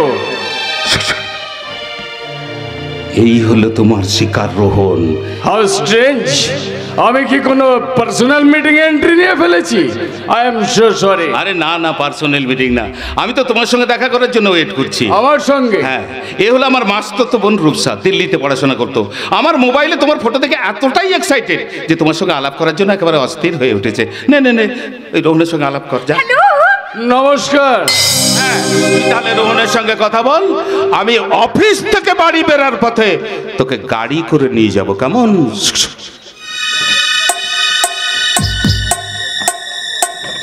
শুনলাম আমার সঙ্গে দেখা করার জন্য তুমি নাকি এক্সাইটেড, কিন্তু কেন? আমি কি কোনো ফিল্ম স্টার নাকি মিনিস্টার? তার চেয়েও আপনি আমার কাছে অনেক বড়। আর আমার কাছে বড় আমার দাদাকে জেল থেকে মুক্ত করে আনতেই হবে, তা নাহলে যে জেঠিমার আত্মা, সেই যন্ত্রণা, যে যন্ত্রণাটা ভুলতে আমি আকণ্ঠ মদের মধ্যে ডুবে থাকতে চাই, সেই যন্ত্রণাটা আমার বুকটাকে কুড়ে কুড়ে কাটছে। আমার আমিটা একটু একটু করে কোথায় যেন হারিয়ে যাচ্ছে। এই যুদ্ধটাতে আমি জিততে না পারলেও এই যুদ্ধটাকে আমি চালিয়ে নিয়ে যেতে চাই। এই নিন আপনার যুদ্ধ করার অস্ত্র। হ্যাঁ, আমি আপনার সহযোদ্ধা হয়ে এই যুদ্ধ আপনাকে জেতাতে চাই। কিন্তু আমি তো জিততে চাই না রূপসা। আমার সহজ সরল ভালো মানুষের জীবনটাকে শেষ করে দিয়ে নোংরা উশৃঙ্খল জীবনকে স্বাগতম জানাতে চাই। এটা আপনার অভিমানের কথা। খুব কাছের মানুষকে হারিয়ে আপনি ভেঙে পড়েছেন, কিন্তু আপনাকে আবার ঘুরে দাঁড়াতে হবে, সবকিছু ভুলে আবার নতুন করে। বেশ, তবে তাই হোক রূপসা। যে অন্ধকার দুনিয়ায় সততা মানবতার কোনো মূল্য নেই, সেখানে আমি ওর আবার সেই গুলপোকাগুলো আমার বুকটাকে কুড়ে কুড়ে কাটছে। আমি ভুলতে চাই, সব কিছু ভুলতে চাই। এই নিন আপনার সবকিছু ভুলে থাকার মোহ ঔষধ।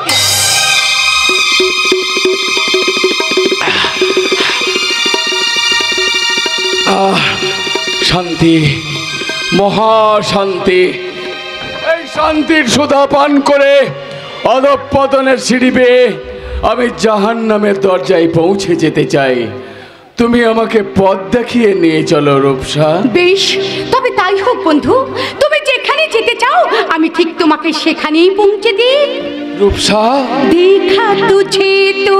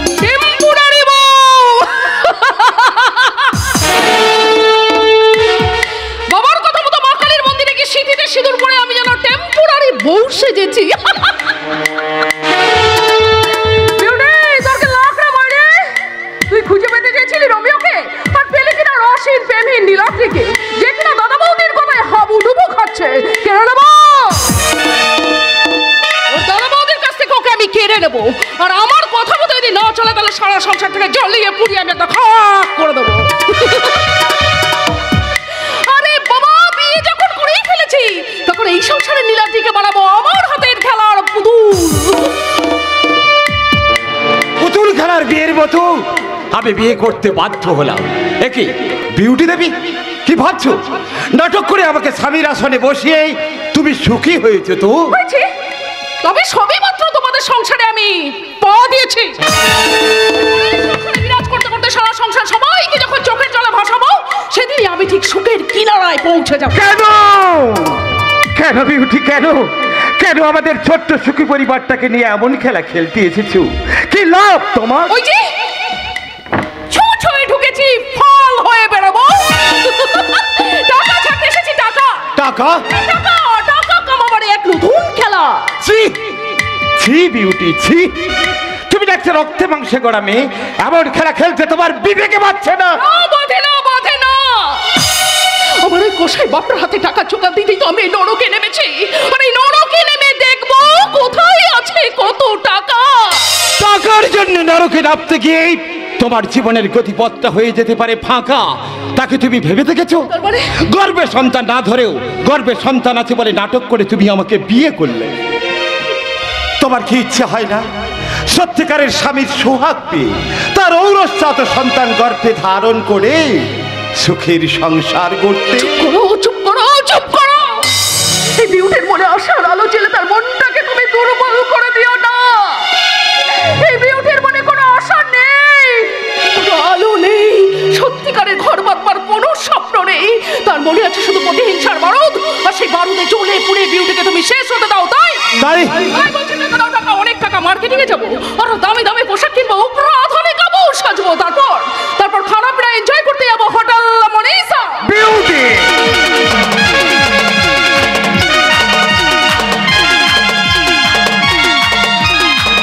হোটেল মনিসার নির্জন কক্ষে আছে আমার ফুলসজ্জা। কত সুখ, কত আনন্দ আজ আমার জন্য অপেক্ষা করছে। অথচ সেই আনন্দের ভাগ নেবার আগে অসহায় রাহুল তার মুখখানা বারবার আমার চোখের সামনে ভেসে ওঠে। কত নিষ্ঠুর, কত নিষ্ঠুর আমি একজনের জীবনকে মরুভূমি সাজিয়ে আর একজনকে নিয়ে সুখের বছর সাজিয়েছি। এবার সুখের বাসর গুটিয়ে নিয়ে যৌবনের আসর বসাও কাকন। সে কি যার সাথে মালা বদল করলে সেই এক রাতের স্বামীকে চিনতে পারলে না? তুমি তোমারই বেশ। তবে কি নকল বরের সাজে নকল মহব্বতের সুর তুলে তোমায় বলবো, ও মাই ডার্লিং কাকন, তু মেরি জান, তু মেরি দিল কি ধড়কন। না, মাত্র কয়েকদিনের জন্য গৌতম সেজে বিয়ের টোপ ফেলে তোমাকে স্বীকার করলেও আসলে আমি গৌতম নই, আমি ব্ল্যাক ডায়মন্ড কৌশিক লাহিড়ী।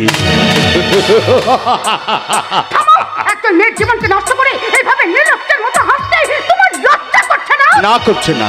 বিয়েটা নকল হলেও ফুলসজ্জাটা হবে আসল, এবং আজ থেকে প্রতি রাতে একাধিক স্বামীর সঙ্গে হবে তোমার ফুলসজ্জা। হ্যাঁ, তুমি তোমার যৌবনের জল তরঙ্গ বাজিয়ে মহব্বতের জলসাঘর সাজিয়ে ময়ূরীর মতো ঘন তুলে নাচবে, আর সেই নাচের তালে তালে উথাল পাথাল করে আছড়ে পড়বে কামনার ঢেউ, আর সেই ঢেউয়ের বুকে ঝাঁপ দিতে ছুটে আসবে অসংখ্য মতলবী মধুকর। তাদের লালসার বাজারে নিলাম হবে তোমার প্যার, মহব্বত, ভালোবাসা। যেমন মানুষ হও না কেন, তুমি তো আমাকে অগ্নিনারায়ণ সাক্ষী সিঁদুরকে আমার সিঁথির আঙ্গিয়ে দিয়েছো। কাজে তুমি আমার স্বামী হয়ে নিজের স্ত্রীর সিঁদুরটাকে এভাবে কলঙ্কিত করে দিও না গো। আমি তোমার পায়ে পড়ি। মনে পড়ে সেদিনের কথা, যেদিন সামান্য কারণে তুমি আমার গালে চড় মেরেছিলে, রাহুলকে দিয়ে আমাকে অপমান করিয়েছিলে। এতদিন আমার জীবনে যা ঘটেছে সবটাকে দুর্ঘটনা মনে করে আমি ভুলে যাবো। দয়া করে আমাকে এখান থেকে যেতে দাও। থানায় বানায় বাদ দিয়ে কাজে লেগে যাও। এখানে থাকলে নিজেকে সোনা দিয়ে মুড়িয়ে নিতে পারবে, সেই সঙ্গে জীবনটাকে উপভোগ করে নিতে পারবে।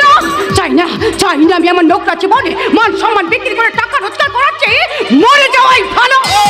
তোমার চিৎকার কেউ শুনতে পাবে না, কারণ আমার হোটেল মনীষাকে আমি এমন ভাবে বানিয়েছি যে ভেতরের আওয়াজ কোনোদিন বাইরে যাবে না, আর বাইরের আওয়াজ কোনোদিন ভেতরে আসবে না। কোথায় পালিয়ে যাবে? আজকে আমাদের প্রথম ফুলসজ্জা, দেখছো না ফুলসজ্জার ফুলগুলো কেমন মমগন্ধ আমাদের হাত ছানি দিয়ে ডাকছে। এসো, ফুলসজ্জার আগে শরীর আর মনটাকে একটু চাঙ্গা করে নি। না, মৌজ মস্তি করার এনার্জি টনিক নাও। আমি এক চিপি খাবো, তুমি দুই চিপি খাবে। ঠিক আছে, আমি দুই চিপি খাবো, তুমি এক চিপি খাবে। বেশি করে জল মেশাবো, খাবে কিনা জানতে চাই। আমি খাবো না। আমার খুব গরম করবি না, তাহলে বিপদ বেড়ে যাবে। খাবি কিনা জানতে চাই। না, আমি খাবো না। তাহলে দেখ খাওয়াতে পারি কিনা।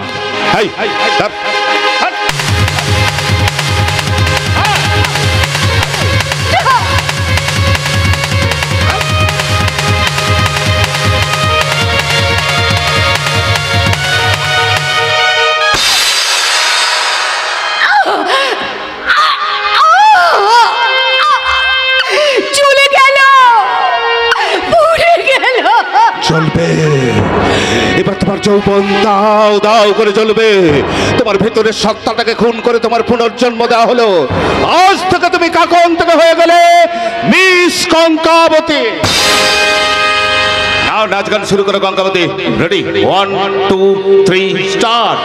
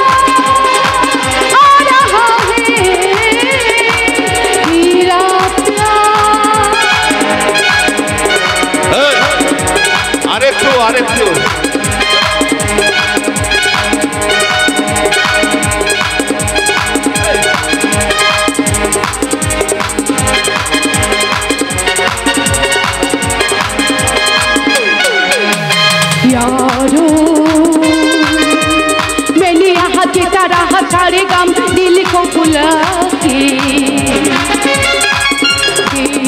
तुम्हें शादी खुशी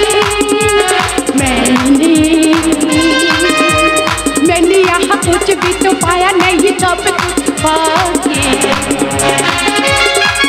मुझको मिली क्या जिंदगी।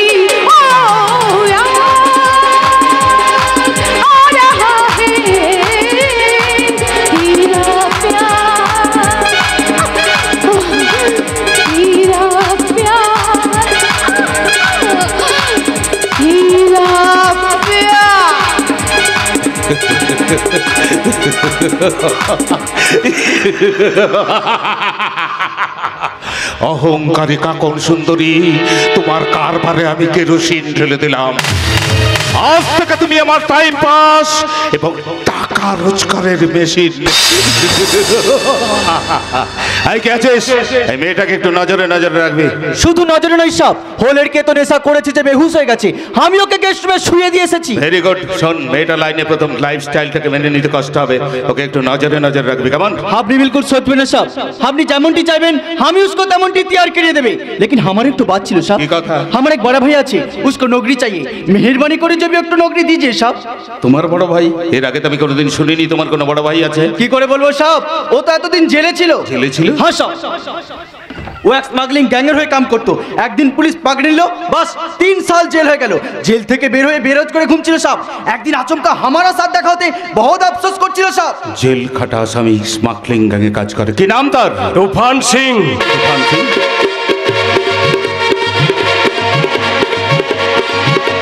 তুফান সিং? জি হ্যাঁ সাহেব। और तूफान सिंह যখন যেখানে আসবে সেখানে कुछ ना कुछ নিশান রেখে যাবে। নমস্তে সাহেব, নমস্তে। কি হলো সাহেব, থমকে গেলেন কেন?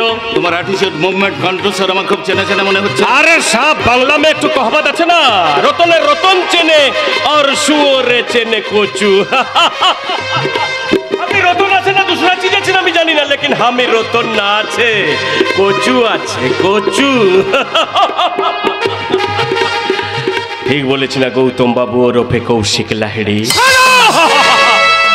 গুসা করছেন কেন, গুসা করছেন কেন? আমি তো মজাক করছিলাম। আমার বড় ভাইয়া বহুত মজাদার আদমি আছে সাহেব।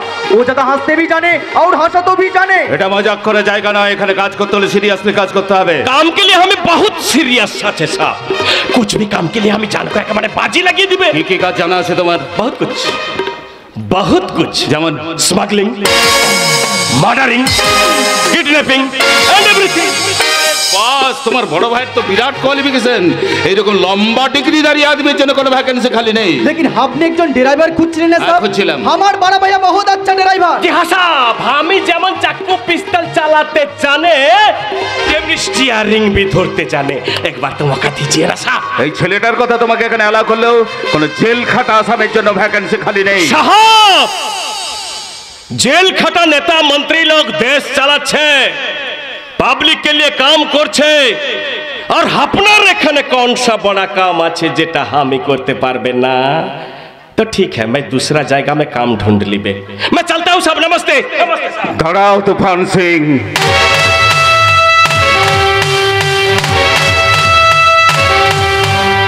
এখানে ঢোকা যত সহজ, বেরুনো তত কঠিন। मतलब তোমার অন্য কোনো পরিচয় গোপন আছে কিনা সেটা আমাকে তদন্ত করে দেখতে হবে, আর সেই তদন্ত শেষ না হওয়া পর্যন্ত তুমি এখানে নজরবন্দি হয়ে থাকবে। এই, এখানে নজরবন্দি করে রাখবি। ये की করছেন সব? हमारा बड़ा भाई को आपने। अरे तू मत सोच भैया, तू मत सोच, ये तूफान सिंह को बंदी बनाना इतना आसान नहीं। তুফান সিং, हाँ मैं हूँ तूफान सिंह। और तूफान सिंह যখন যেখানে আসবে সেখানে कुछ ना कुछ निशान রেখে যাবে। নিশান ছাড়ার আগে তুফান সিংকে আমরা বোতল বন্দি করে ফেলবো। কি হলো তুফান সিং? এই পাম্পড়িকে দেখে টেনশন বেড়ে গেল নাকি? अरे तूफान सिंह टेंशन नहीं ना रे, टेंशन नहीं, मेरे रास्ते से हट जा, नहीं तो तू ही हो ये तूफान सिंह का पहला।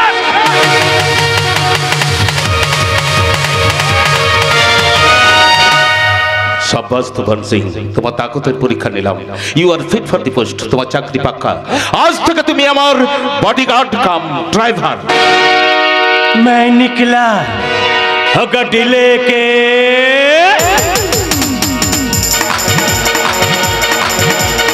ओ हो हो, हे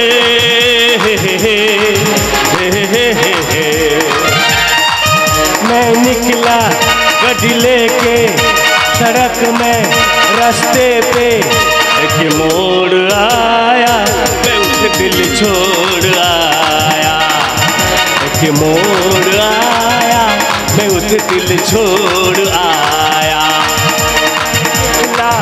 गड्डी लेके सड़क में रास्ते पे एक मोड़ आया, मैं उस दिल छोड़ आया, एक मोड़ आया, मैं उस दिल छोड़ आया।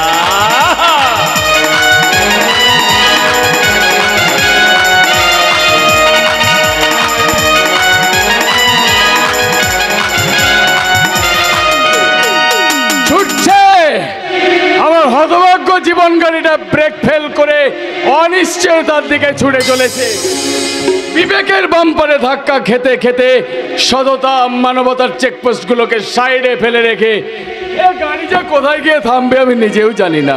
আর এই দুর্গম পথ পাড়ি দিতে গিয়ে যাতে আমি ক্লান্ত হয়ে না পড়ি সেই জন্য এনার্জি টনিকটা সঙ্গে করে এনেছি। এই এনার্জি টনিকটা পান করে আমি আমার মনের এনার্জিটাকে একটু বাড়িয়ে নিতে চাই। দাঁড়া রাহুল, তোকে এত করে বোঝানোর পরও তুই আবার মদ খাচ্ছিস? তুই কি চাস তোর দুঃখের যন্ত্রণা বুকে নে আমি তিলে তিলে শেষ হয়ে যাই? ছি বাবা ছি, এ তুমি কি বলছো বাবা? তোমার যদি একটা অকালে কিছু হয়ে যায় তাহলে তোমার পাপের সাম্রাজ্য যে তাসের ঘরের মতো ভেঙে পড়বে বাবা। তোমার পাপের 16 কলা পূর্ণ হতে যে এখনো অনেক বাকি আছে বাবা। রোহন আমার, তার চেয়ে বরং আমি একটু একটু করে শেষ হয়ে যাই। না, তোকে আমি শেষ হতে দেবো না। ছাড় মদের বোতল, ছাড় ছাড় বলছি, ছাড় বাবা। মানছি আমি জীবনে অনেক পাপ করেছি, কিন্তু সে পাপের আজ আমি তোর গায়ে লাগতে দেবো না রে খোকা। তাহলে একটা সত্যি কথা বলো তো বাবা, জেঠিমাকে কে খুন করেছে? কে আবার? রাহুল। রাহুল তো বৌদিকে খুন করেছে। মিথ্যে কথা। 5 বছর পর বিলেত থেকে ফিরে এসে দাদা জেঠিমার মধ্যে কি এমন অশান্তি ঘটলো যে দাদা জেঠিমাকে খুন করে বসলো? কি আবার? বিদেশ থেকে ফিরে এসে রাহুল ওই অসভ্য গাইয়া মেয়েটাকে বিয়ে করার জন্য বৌদির কাছে জোরাজুরি শুরু করলো।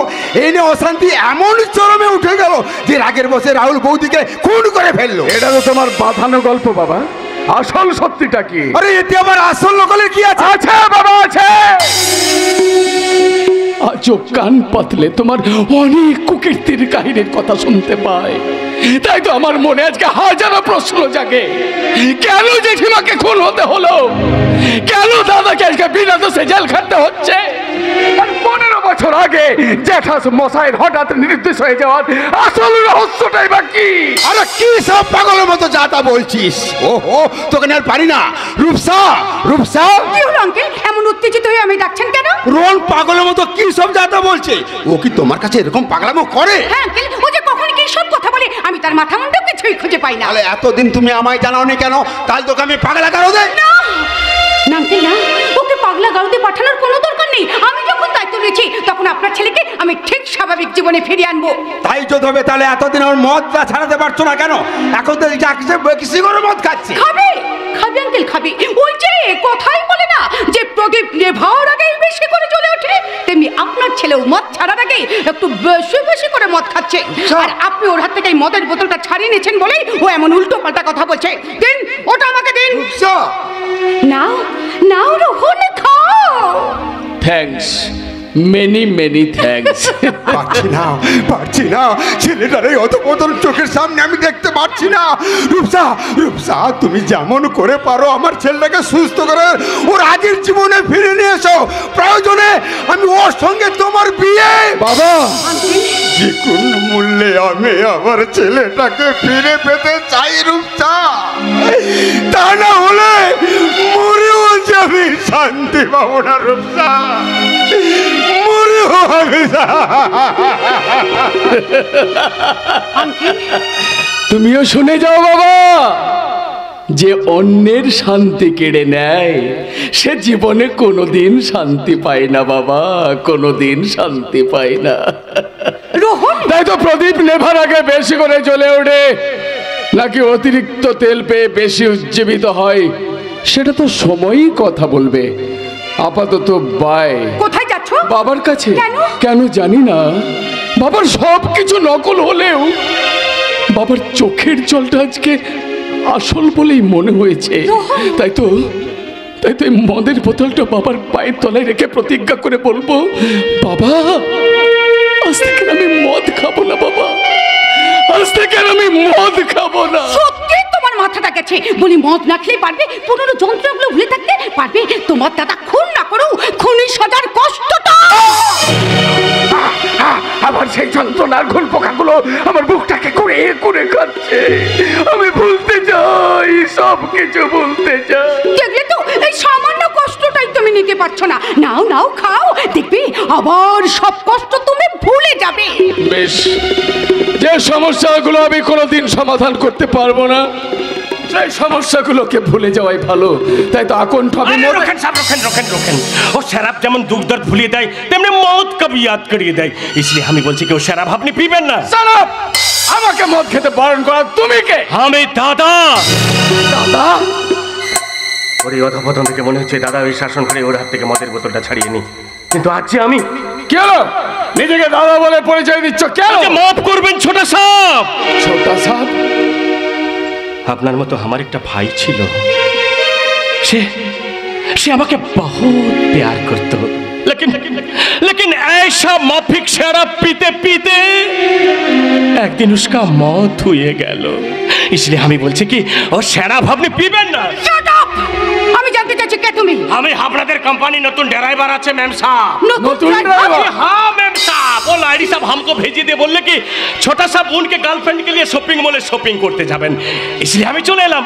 চলেন ছোটা সাহেব, তৈয়ার হয়ে নিন। আমি যে ছোটা সাহেব সেটা তুমি জানলে কেমন করে? কেন জানবো না? আরে কেন জানবো না? ও লাহিড়ি সাহেব তো সবার তসবির দেখে আমাকে পहचाने দিয়েছেন। আপনি ছোটা সাহেব আছেন और मैम साहब आपका गर्लफ्रेंड আছে। हाँ ना मैम साहब? You are right. लेकिन मैम साहब আপনি তো ছোটা সাহেবের গার্লফ্রেন্ড আছেন, मतलब दोस्त আছেন, বন্ধু আছেন, আর বন্ধু ये বন্ধুকে নষ্ট হতে দেখে মজা নিচ্ছেন। Shut up! আমাদের পার্সোনাল ব্যাপারে একেবারে মাথা গলাবে না। সামান্য ড্রাইভারের মতোই থাকবে। ড্রাইভার হলেও আমি ইনসান আছে मैम साहब, लेकिन हमार मालूम হচ্ছে আপনি বেইনসান আছেন। না হলে ছোটা সাপকে নষ্ট হতে দেখে আপনি চুপ থাকতে পারতেন না। আমার মালুম হচ্ছে আপনি বাইরে বাইরে দোস্তি করছেন আর ভেতরে ভেতরে দুশ্মনী। রূপসার নামে একটা বাজে কথা বললে আমি তোমাকে রোহন। কে কে তুমি? তোমার ওই স্নেহমাখা শাসনের কণ্ঠ যেন আমার অতীতটাকে মনে করে দিতে চাইছে। তোমার ওই অচেনা চোখের চেনা দৃষ্টি যেন মনে হচ্ছে তুমি আমার খুব কাছের মানুষ।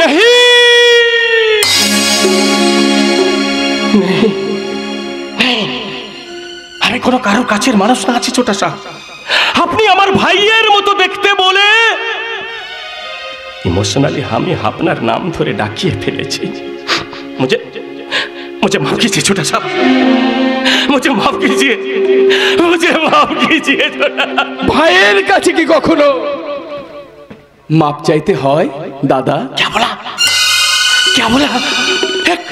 एक मामूली ड्राइवर को? ড্রাইভার হলেও আজ থেকে আমি তোমাকে দাদা বলে ডাকবো, আর তুমি আমার নাম ধরে ডাকবে রোহন। দাদা, रोहन, দাদা, रोहन, দাদা, দাদা।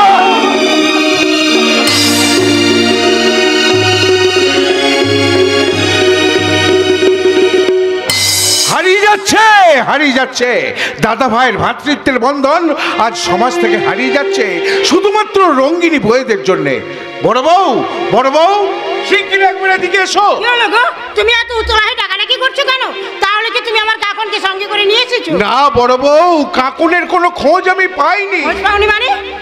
গৌতম যেখানে ওর বাড়ির ঠিকানা দিয়েছিল সেখানে গিয়ে গৌতমের কোনো খোঁজ আমি পেলাম না। পাড়া প্রতিবেশীকে জিজ্ঞাসা করে জানতে পারলাম গৌতম নামের কোনো ছেলে সেখানে কোনো দিনই ছিল না।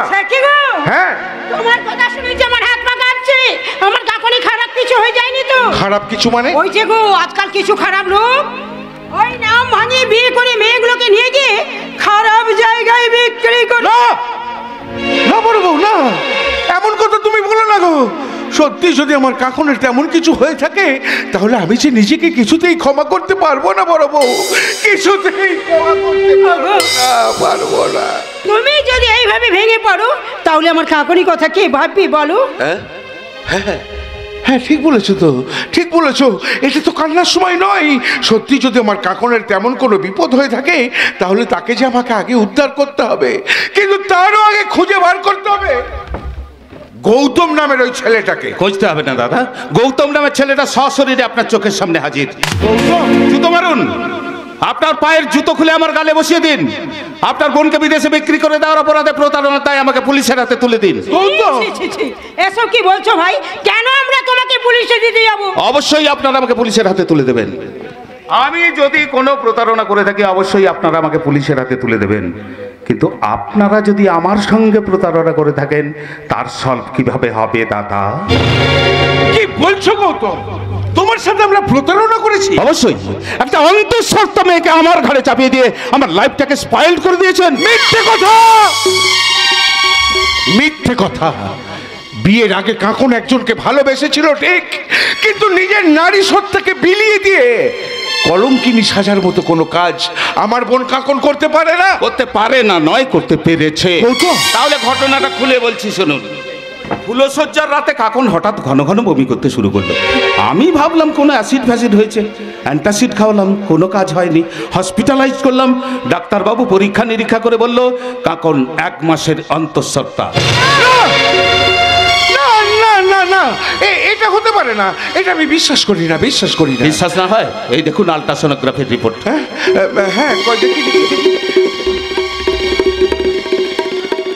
দেখি, এ আমি কি দেখছি?